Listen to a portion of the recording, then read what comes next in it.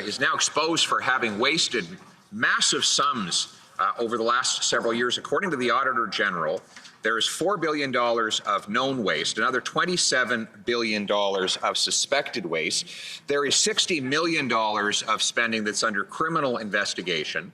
There were 190,000 people who quit their jobs and therefore were not eligible to receive the CERB benefit, but did anyway. They even sent the CERB to 1,500 prisoners, Mr. Speaker. Why did the government waste so much and make Canadians pay the price? The Honourable Minister.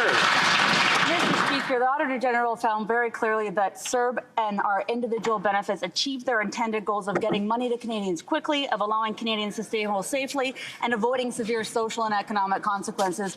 We as a Parliament approved an attestation-based approach. We knew from the beginning there would be post-payment verification. We are working methodically through that, Mr. Speaker, and I can assure all Canadians that we are on top of this.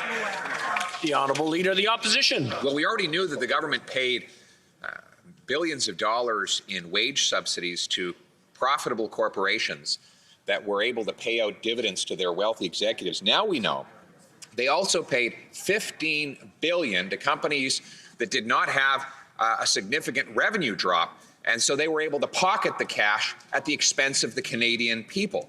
Now, this is the same government that gave money to Loblaws, to other wealthy corporations, always at the expense of the working class. Why do they always take from the have-nots and give to the have-yachts?